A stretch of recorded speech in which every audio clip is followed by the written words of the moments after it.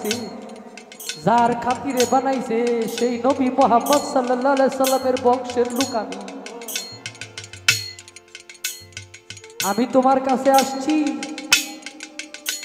আমার বউ বাচ্চা নিয়ে 7 দিন ধরে আমি না খায়া, তোমার যদি হারাইতে পারি বাদশা যে স্বর্ণ মুদ্রা দিব এগুলা নিয়ে আমি আমার বউ বাচ্চারে খাওয়াবো। আমি নবীর বংশধর, তুমি নবীরে ভালোবাসি, আজকে আমার সাথে হাইরা দাও।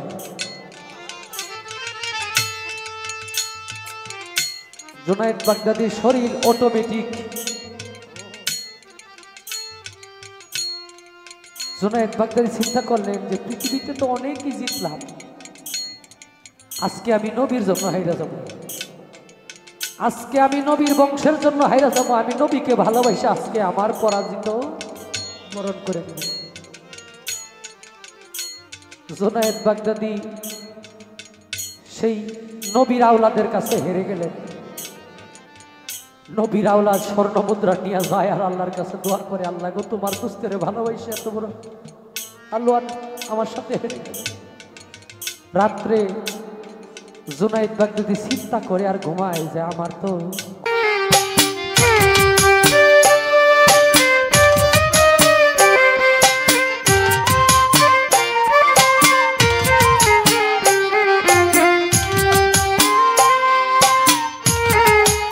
একটু ভাব দিতে হবে কি পৃথিবীর মধ্যে আমাদের জন্য সবচাইতে করুণ সময়, দুঃখের সময় সেই কারবালার ময়দান। যে কারবালার ময়দানে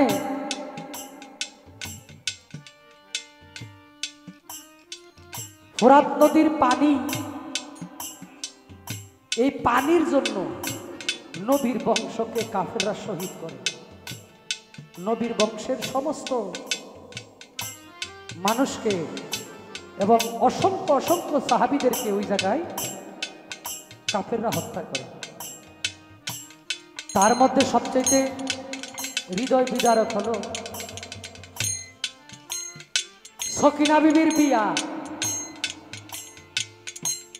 এই বিয়ার মধ্যে বিয়ে সূর্য উঠেছে এবং সূর্য অস্ত যায় নাই, এর ভিতরে বিয়া হয়েছে, এর ভিতরে সে পৃথিবী থেকে চলে গেছে, সেই সকিনা বিবি রানী হয়ে গেছে। যেদিন বিয়া সেদিন রানী হয়ে গেছে।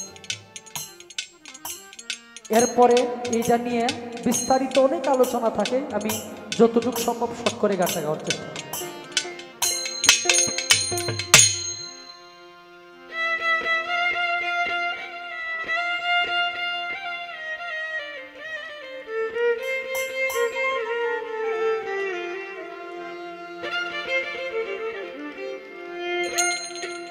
যেই দিন বিয়া সেই দিন রানী,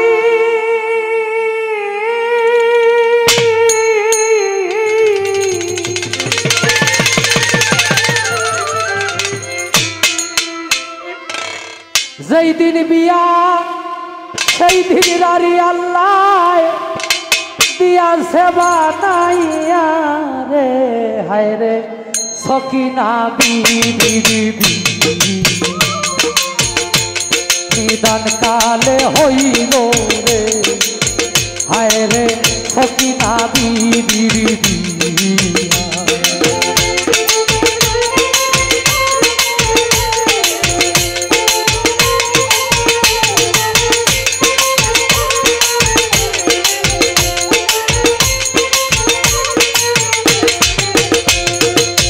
হাসান পুত্র কাশেমে বলে একটি হুসেনের তারে বিয়া,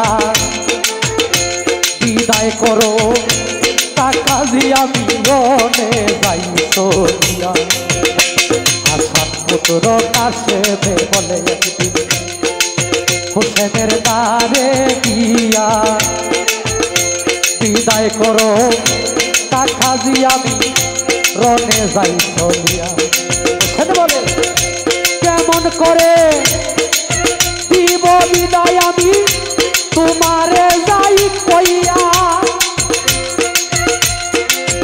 একটি মাত্র ছেলে গো তুমি বাবা মদিনা জুড়িয়া তোমার বাবা একদিন আমার হাতে গো তোমারে দিছিল সপিয়া রে হায় রে সকিনা বিবি দিয়া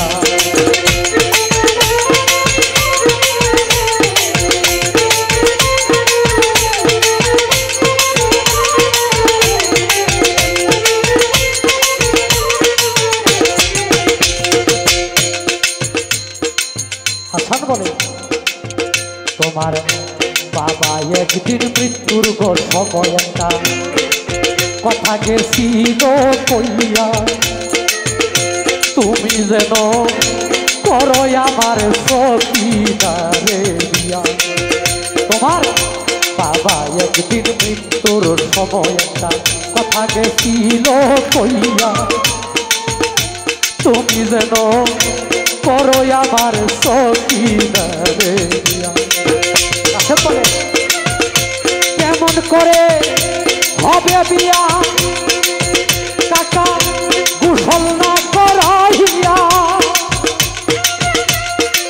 নাই রে বেন্দি নাই রে পানি সারা কারবার না জুড়িয়া কত তোদের শিশু মারা গেল গো কাকা পানিরও লাগিয়া রে হায় রে সকিনা বিবি দিয়া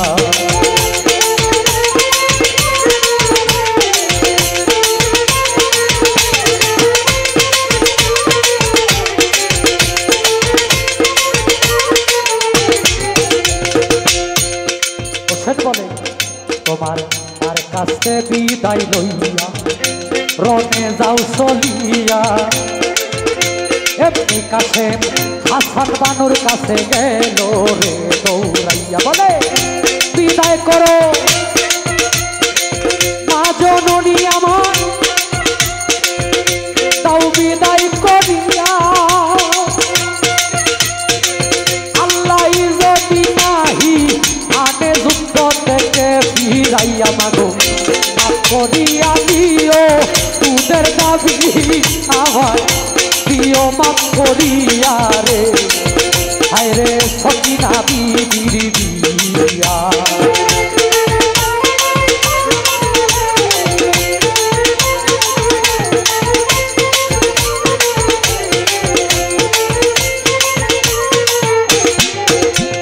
হাসান বানু বলে তোমার বাবা একদিন মৃত্যুর গো সময় একটা কবজ গেছিল দিয়া বলছিল তুমি যেই দিন বিপদে পড়বা গো দেখতা কবজ খুলিয়া রে হায় রে সকিনা বিবি দিয়া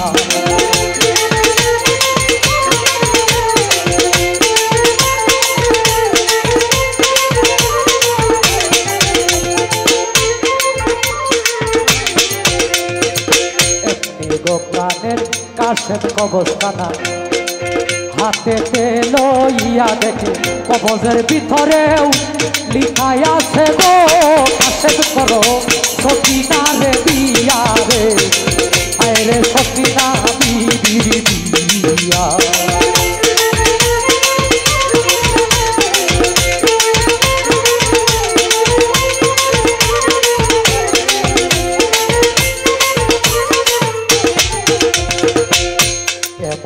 নিদান কালে দিল বিবাহ করাইয়া নাই রে মেন্দি নাই রে পানি সারা কারবাল্লা জুড়িয়া তোদের শিশু আদি আজগর পানিরও লাগিয়া সেদিন হুসেনের জিব্বাটা পাইছিল আলি আজগর চুষিয়া চুষিয়া রে হায় রে সকিনা বিবি দিয়া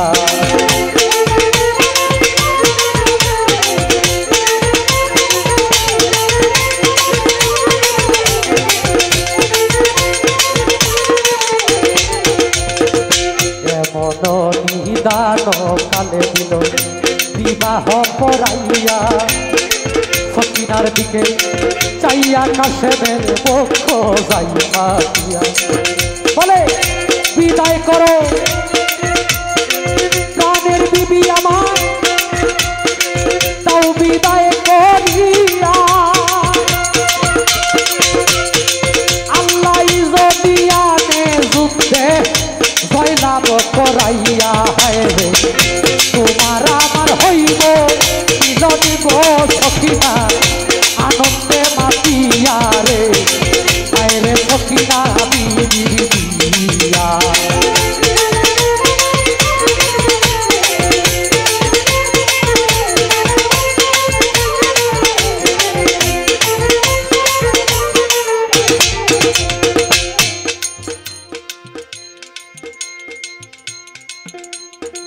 সখিনার কাছে বিদায় লই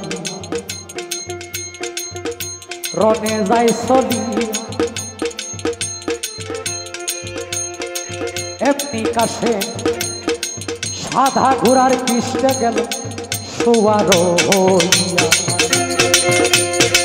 যাইতে যাইতে কাছে ঘোড়ার নদীর পারে পানির দিকে শত্রুর দিকে খেয়াল ছিল না কাছে পানির দিকে এমন সব এমন নিদান সময়কালে কি কাজ করিল পিছন থেকে কাফেরেরা তীরেরা ঘাত করল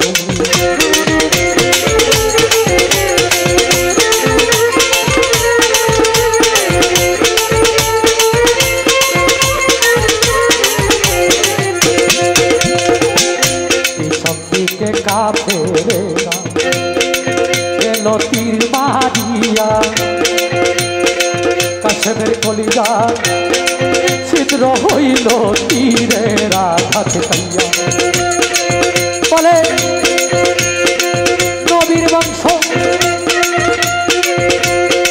ধ্বংস হইল যে পানির লাগিয়া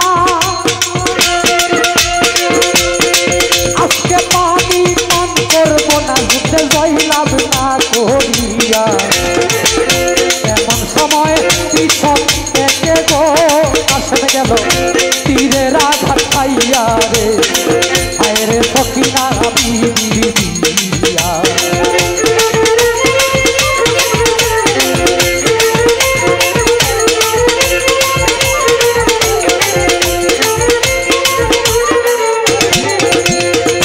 তীরের আঘাত কাইয়া কাছে পড়িল ঢলিয়া কাশেমের ঘোড়াটা চালাক ছিল আসিল দৌড়াইয়া কোন রকম কাশেম ঘোড়ার পিছে সোয়ার হইয়া দৌড়াইতে দৌড়াইতে ঘোড়ায় গেল কষ্টেতে চলিয়া সখিনায় ঘোড়ার শব্দ পাইয়া বিবি উঠিল হাসিয়া বলে স্বামী বুদয় আসছে যুদ্ধে গো আমারে জয়লাভ করিয়া রে হায় রে সখিনা বিবিয়া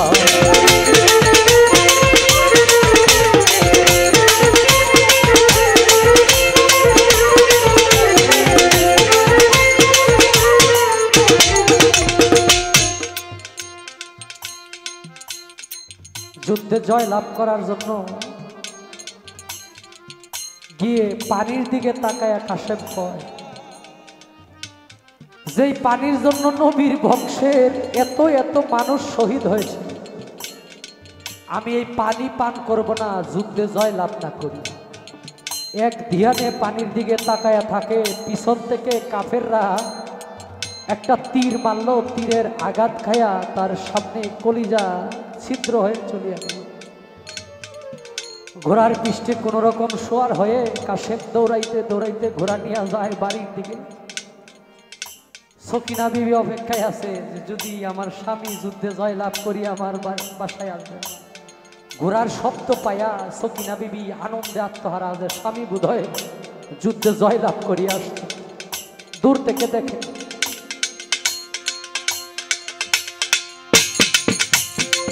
স্বামী আমার যুদ্ধে গেছিল সাদা ঘোড়া লইয়া, আজকে ঘোড়া লাল হইয়াছে গো কিসের লাগিয়া রে, হায় রে সকিনা বিবি দিয়া।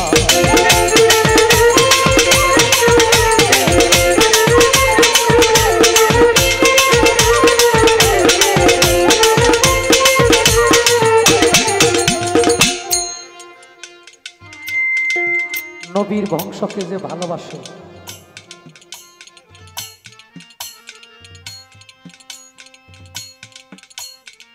জুনায়েদ বাগদাদি নামে এক আল্লাহর ওলি, বাদশাহ জুনায়েদ বাগদাদি হলো এই শহরের সবচাইতে বড় শক্তিশালী পালোয়ান, কুস্তিগির। ওই আমলে জুনায়েদ বাগদাদির সাথে কোনো ব্যক্তি কুস্তি লইরা কেউ তাকে হারাইতে পারতেন না। সেই সময়ের বাদশাহ তাকে পালতো এবং বাদশার একটা পাওয়ার শক্তি ছিল।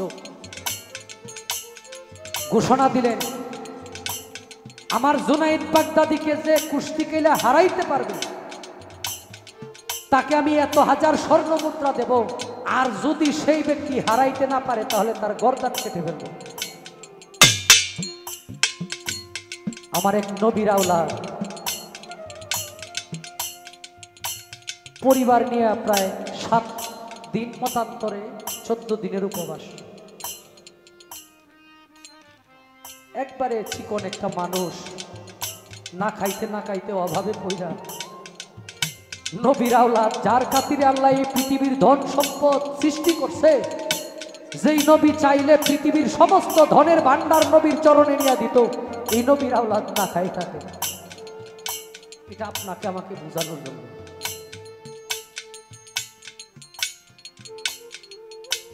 তখন এই পালোয়ান গেলেন রাইটারের কাছে গিয়া কয়, আমি জুনায়েদ বাগদাদির সাথে কুস্তি লড়ব।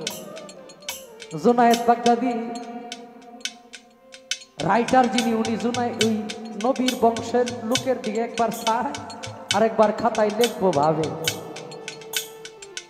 রাইটার জিজ্ঞেস করে, আপনি কি জুনায়েদ বাগদাদির কোনোদিন সামনে থেকে দেখছেন?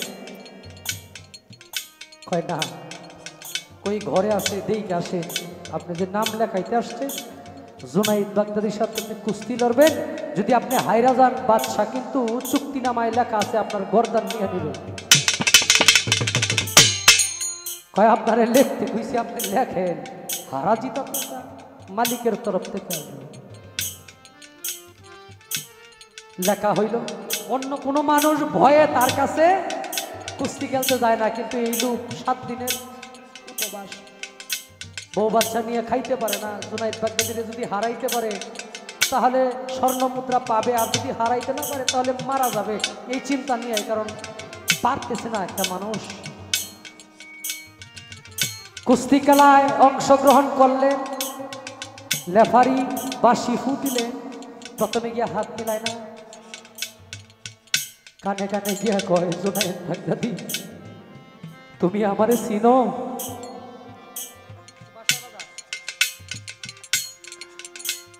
জুনায়েদ বাগদাদি কয় না। তুমি এই দুনিয়ার মধ্যে যে এত বড় পালোয়ান, আল্লাহ তোমারে বানাইছে, যার খাতিরে বানাইছে সেই নবী মুহাম্মদ সাল্লাল্লাহু আলাইহি সাল্লামের বংশের লোক আমি তোমার কাছে আসছি, আমার বউ বাচ্চা নিয়ে 7 দিন ধরে আমি না খাই, তোমারে যদি হারাইতে পারি বাদশা যে স্বর্ণ মুদ্রা দিব এগুলা নিয়ে আমি আমার বউ বাচ্চারে খাওয়াবো। আমি নবীর বংশধর, তুমি নবীরে ভালোবাসা আজকে আমার সাথে হাইরা দাও।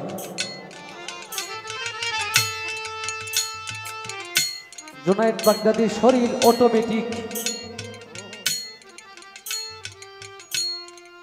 জুনায়েদ বাগদাদি চিন্তা করলেন যে পৃথিবীতে তো অনেকই জিতলাম, আজকে আমি নবীর জন্য হাইরা যাব, আজকে আমি নবীর বংশের জন্য হাইরা যাব, আমি নবীকে ভালোবাসি, আজকে আমার পরাজিত বরণ করে নেব। জুনায়েদ বাগদাদি সেই নবীর আওলাদের কাছে হেরে গেলেন। নবীর আওলাদ স্বর্ণ মুদ্রা নিয়ে যায় আর আল্লাহর কাছে দোয়া করে, আল্লাহ গো তোমার দুস্তেরে ভালোবাসে এত বড়। আল্লাহ আমার সাথে হেরে গেল। রাত্রে জুনাইদ বাগদাদি চিন্তা করে আর ঘুমায় যে আমার তো গতি নাই, কিন্তু মনে কোনো দুঃখ নাই। নিশি রাত্রে আমার নবীজি স্বপ্নে আইসা কয়, জুনাইদ তুমি এই দুনিয়ায় যার কাছে হারছো, আমি নবী তোমারে পৃথিবী ইহকাল পরকালে সব জায়গায় আমি নবী তোমারে জিতাই দিলাম। এই আমার মাথার মুকুট আমি তোমার মাথায় পরাই দিলাম। নবীর বংশকে ভালোবাসা হারে। হাদিস শরীফে আসছে, আপনি সন্তানরে আপনি ভালোবাসেন না কোন আমার জানে সেটা বেশি প্রিয় সন্তান। পৃথিবীর মধ্যে যত বস্তু আছে আপন বলতে যা আছে, সবচাইতে বেশি আপন আপনার নিজের জানের চাইতে অধিক ভালো একজনকেই বাসতে পারবেন, সেই ব্যক্তি হইল আমার নবী। যেই ব্যক্তি নবীকে নিজের জানের চাইতে অধিক ভালোবাসলো না, সেই ব্যক্তি নিজের নবীর উম্মত বলে দাবি করতে পারে।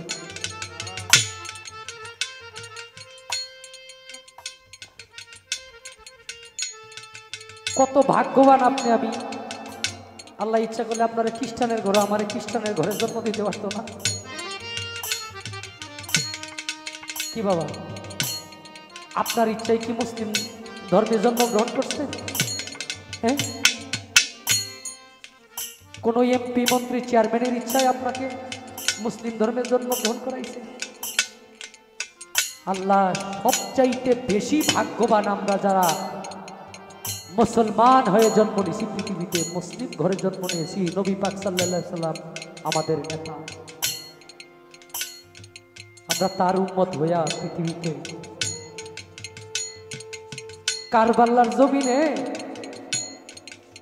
হুসাইন রাদিয়াল্লাহু তাআলা আনহুর শির কাটে নাকি মাথা নিয়ে যায় আর কয় যে আসরের নামাজ পড়তে হইব, তাড়াতাড়ি যাও। কোনো কাফেরের বাবার ক্ষমতা নাই নবীর বংশের গলায় ছুরি চালায়। এটার হাকিকত তো আপনি আমি। ফুরাত নদীর পানি নবীর বংশ না পায়। খাজা বাবা কইছে, আমি আমার কিনি আঙ্গুল দিয়ে ইশারা দিলে ফুরাত নদীর পানি আমি খাজার পায়ের নিচে আইসা পড়ে। আর নবীর বংশ পানির জন্য ধ্বংস হয় না, এটার উসিলা আপনি আমি। হঠাৎ একদিন নবীর খুঁজা পায় না সাহাবীরা। হযরত উমর তরবারি নিয়ে ঘুরে আর বলে হযরত আলী যে যদি আমার নবীরে কোনো কিছু কইরা তাকে কাফেররা, মক্কা মদিনার ভিতরে একজন কাফেরও জীবিত থাকবে না। সবাই মনে করছে নবীরে মনে হয় কাফেররা শহীদ করে দিচ্ছে। যায়া দেখে পাহাড়ের চূড়ার মধ্যে, খারাপ লাগে বাবা কথা, যায়া দেখে পাহাড়ের চূড়ার মধ্যে নবী সেজদায় পড়ে রয়েছে। পানি দিয়া ভাসিয়া গেল সেজদারত মাথা মুখ। হযরত আলী কয়, ইয়া রাসূলুল্লাহ, আমরা মনে করছি কাফেররা নাকি আপনাকে শহীদ করে ফেলছে, আপনি এখানে বাসায় চলেন। নবী মাথা উঠায় না। হযরত আলী কয়, আমার জীবনের সমস্ত ইবাদত আমি দিয়া দিলাম আপনার উম্মতের জন্য। নবী মাথা উঠায় না। হযরত আবু বকর, হযরত উসমান, হযরত আলী রাদিয়াল্লাহু তাআলা আনহু, হযরত ওমর রাদিয়াল্লাহু তাআলা আনহু একই সওয়াল করে। সবাই বুঝতে পারলো যে আমাদেরকে দিয়ে আর কোনো কিছু হবে না, আনতে হবে মা ফাতেমাকে। মা ফাতেমা ইসা কয়, বাবা আমি ফাতেমার জীবনে যত ইবাদত করছি আমি আপনার উম্মতের জন্য দিয়া দিলাম, আপনি মাথা বাসায় বাড়িতে চলেন। নবী মাথা উঠায় না। ফাতেমাই বুঝতে পারলেন যে এটা দিয়া হবে না। কয়, পিতা আমি আপনার উম্মতের নাজাতের জন্য আমার দুই সন্তান ইমাম হাসান হুসানকে কুরবানি করে দিলাম। নবী চিৎকার দিয়া কয়, মা কি দোয়া করলা, তোমার দোয়া করার সাথে সাথে আল্লাহ কবুল করছে।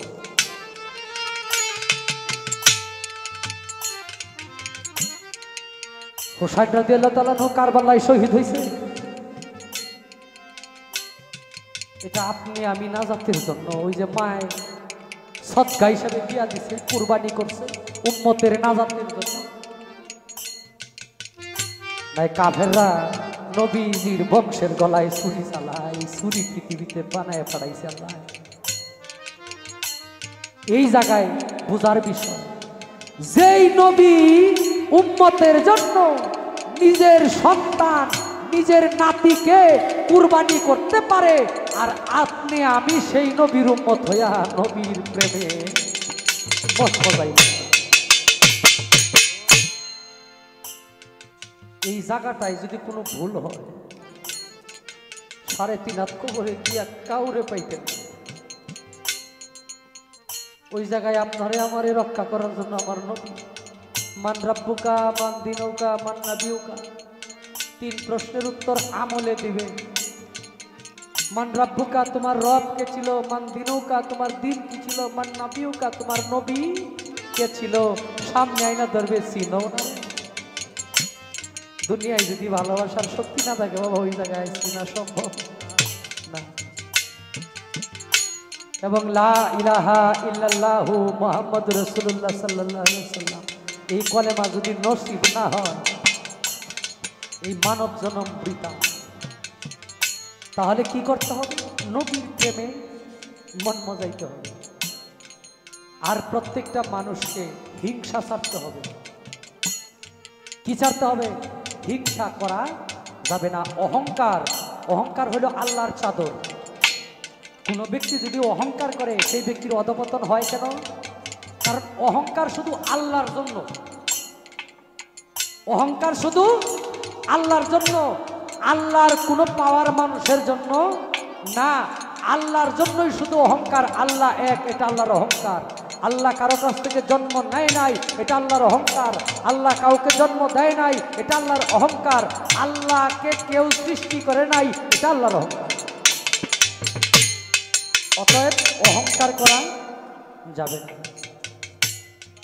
মানুষের হায়াত বাড়ে আত্মীয়তার বন্ধন ভালো রাখলে। যেমন আপনার আত্মীয় স্বজন যারা আছে তাদের সাথে সম্পর্ক সুন্দর থাকলে আপনার হায়াত বাড়ে, মানুষের হায়াত বাড়ে। এবং মূল্য দিতে হবে পিতা এবং মাতাকে। যারা নিজের যৌবন শেষ করে আপনারে আমারে মানুষ করে, কি একটা মা একটা সন্তান জন্ম দিলে মায়ের সব শেষ, সেই সন্তানকে নিয়েই শুধু সে চিন্তা ভাবনায় থাকে, আমার ছেলে বড় হবে, একজন মানুষ হবে, আমাকে মা ডাকবে। আবার অনেক মানুষ আছি এই মায়ের যত্ন করি না। এই জায়গায় যদি কেউ ভুল করে, বাবাকে যদি কেউ অসম্মান করে, বাবার মনে যদি কেউ কষ্ট দেন, পৃথিবীতে আপনি যত বড় ইবাদতকারী হন, আপনার কোনো ইবাদত আল্লাহ কবুল করবে না। বাউল গান সারা রাত 20টা গান আমি গাইতে পারবো। কিছু কথা যদি মানুষের কল্যাণের জন্য না হয়, এই গানটাও বৃথা, এই অনুষ্ঠান করাটাও বৃথা। আপনার এলাকায় কার কোন কথায় কখন কার উপরে আল্লাহর রহমত আসে এটা বলা যায় না। বর্তমান যুগে ধর্মের পক্ষে মানুষ, ধর্মের পক্ষে, কিন্তু ধর্ম ওইভাবে পালন করে না। ধর্মের পক্ষে সবাই দেখবেন আপনি, ধর্মের বিপক্ষে একজন একটা কথা কইলে একবারে সবাই ঝাঁপায় পড়বো, কিন্তু এটাকে প্রতিষ্ঠিত করে না নিজের ভিতরে। নিজের ভিতরে প্রতিষ্ঠিত করে না, কিন্তু নিজের ভিতরে প্রতিষ্ঠিত না করলে এই ভেলাটা আপনার 1 কোটি টাকা দাম হইলে কি হইব যদি এটা আমি না বাজাইতে পারি।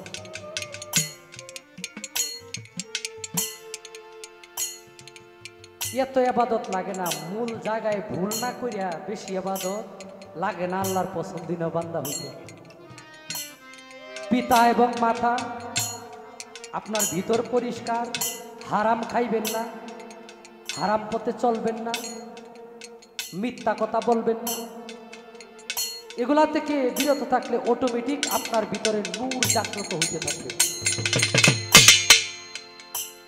গতকালকে মানুষের কল এবং গ্যাস্ট্রিকের মাধ্যমে আমাদের সাইফুল আজম বাবর আজহারি নামে একজন তরিকতের আলেম। আপনারা ইউটিউবে যারা চালান লিখবেন সাইফুল আজম বাবর আজহারি। জীবন ভরা তো গান টান শুনছেনই, অনেক তত্ত্ব কথা শুনছেন। আপনারা ওনার কিছু বয়ান শুনবেন, দেখবেন উনি কি বলে। এই যে কল, এই জায়গাটার মধ্যে যদি নূরের আভাস না থাকে, এই জায়গাটা যদি পরিষ্কার না থাকে, তার ইবাদত কবুল হবে না। কোনো ব্যক্তির যদি কল্প পরিষ্কার না থাকে, তার ইবাদত কবুল হবে না। অতএব কল্পটাকে পরিষ্কার করতে হবে এবং জবান, দৃষ্টিশক্তি, শ্রবণ শক্তি এগুলাকে নিয়ন্ত্রণে রাখতে হবে। চোখ, দৃষ্টিশক্তি খারাপ জিনিস দেখা স্বাদ মিটায় না। কি কান, শ্রবণ শক্তি শোনেন, খারাপ কথা শুই না শান্তি লাগে, এগুলা শুই না শান্তি নিয়েন না। আমল নামায় লেখা হচ্ছে। মুখ, আপনার স্বাধীনতা আল্লাহ দিয়া দিছে। ইচ্ছা জ্ঞান, এই দুইটা, ইচ্ছা এবং জ্ঞান, ইচ্ছা শক্তি, জ্ঞান শক্তি। এই মুখ দিয়া যা ইচ্ছা তা আপনি বলতে পারবেন, আপনার কোনো বাধা নাই। কিন্তু কম্পিউটার ভুল করে, আল্লাহর রাইটার কেরামন কাতিবিন ভুল করে, আল্লাহর হুকুম লেখতেছে। আপনি মনে করেন আপনার কোনো কিছু দেখা হইতেছে না? সব কিছু দেখতেছে। প্রত্যেকটা কথা, প্রত্যেকটা শ্বাস প্রশ্বাস আপনার গণিত রাখা হচ্ছে। কোন শ্বাসে কি ছাড়লেন, কোন শ্বাস দিয়া কি করলেন। অতএব জবান, দৃষ্টিশক্তি, শ্রবণ শক্তি এগুলাকে নিয়ন্ত্রণে রাখতে হবে। জীবনে কারো ক্ষতি করবেন দূরের কথা, চিন্তাও করেন না। জীবনে কারো ক্ষতি করা তো দূরের কথা, চিন্তাও করেন না। কারণ আপনি আমার ক্ষতি করবেন, আপনার ক্ষতি করার জন্য আল্লাহ প্রস্তুত। চেষ্টা করব এরপরে স্টেজ থেকে বিচ্ছেদ দেওয়ার জন্য।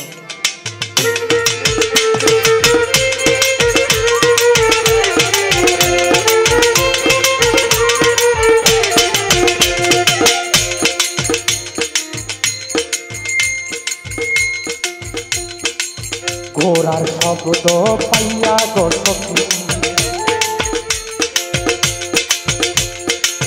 আনন্দে আত্মহারা গেল হইয়া। বলে স্বামী বুদয় আসছে যুদ্ধে গো আমার, জয়লাভ করিয়া রে ভাইরে সখী না বিবির দিয়া।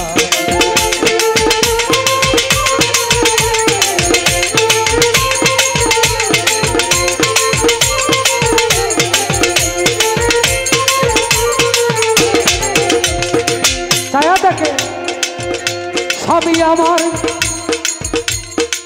যুদ্ধে গেছিল সাদা ঘোড়া লইয়া,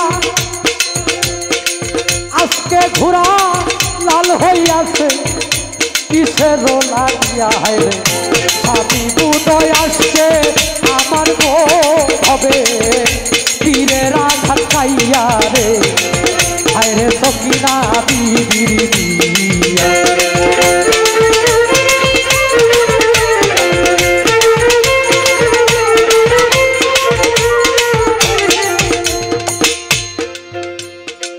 দৌড়াইতে দৌড়াইতে ঘোরা গেল কক্ষেতে ছড়িয়া, এমনি কাছে সখিনার কোলে পড়িল ঢলিয়া। বলে মাপ করিয়া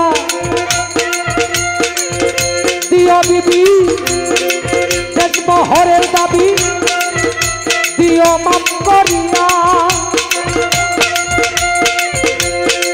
তোমার আমার হইবে দেখা গো আবার আসরে দেখিয়া রে, হায়রে সখিনা বিবির দিয়া।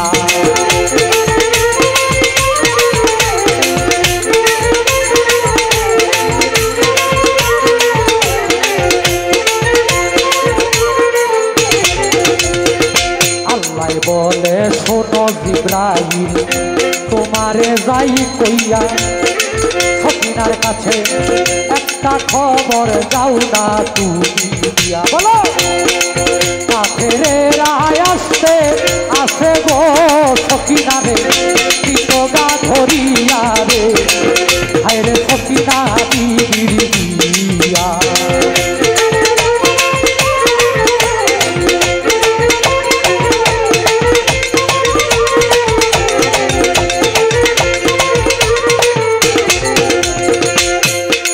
সকিনাই বলে দিয়া সেই দিন রাজি আল্লাহ দিয়াছে বানাইয়া এই জীবন আর রাখবো আমি কিসের লাগিয়া সেই দিন দিয়া সেই দিন গো রাজি আল্লাহ দিয়াছে বানাইয়া এই জীবন আর রাখবো আমি কিসের লাগিয়া কমর হইতে ছোড়া কানা হাতে লইয়া নিজের হাতে নিজের বুকে গো সখিনায় দিয়াছে গাবাইয়া রে হায় রে সখিনা বিবির দিয়া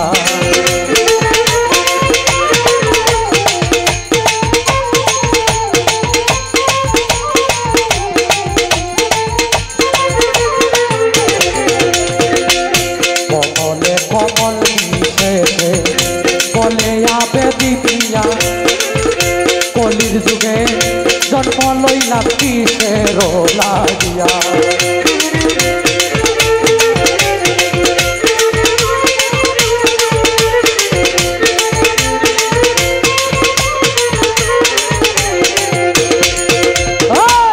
কমলে কমল মিশেছে বলে আবে দিদিয়া কলির যুগে জন্ম লইলা কিসের লাগিয়া নবীর বংশ ধ্বংস করল গো কাফেররা পানির লাগিয়া রে হায় রে সকিনা বিবির দিয়া দুই দিন বিয়া সেই দিন জানি গো আল্লাহ দিয়াছে বানাইয়া রে হায় রে সকিনা বিবির দিয়া হায় রে সকিনা বিবির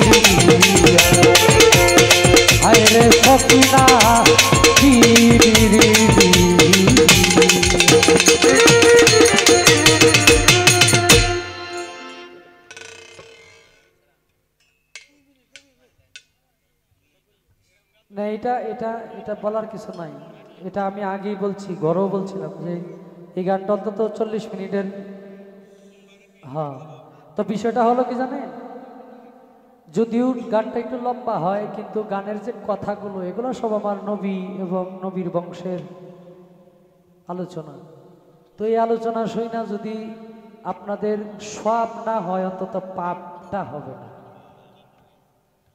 কারণ আপনারা কি কোমল ভাবে ছিলেন না গানটা যখন কথাগুলা গানের কথাগুলা প্রকাশ করলাম তখন কি কোনো খারাপ চিন্তা মনে আসছিল এই সময়টাই ইবাদতে ছিলেন যতক্ষণ মানুষ সেই নীরব পরিবেশে স্রষ্টার দিকে খেয়াল থাকে পাপের দিকে খেয়াল থাকে ভয় পায় পৃথিবীর টাকা পয়সা নারী বাড়ি গাড়ির কোনো খেয়াল থাকে না ততক্ষণ মানুষ ইবাদতে থাকে ইবাদত সমতুল্য সময় চেষ্টা করব মালিক যেন দয়া করে আপনাদের জন্য বিচ্ছেদ গান গাওয়ার জন্য আমাকে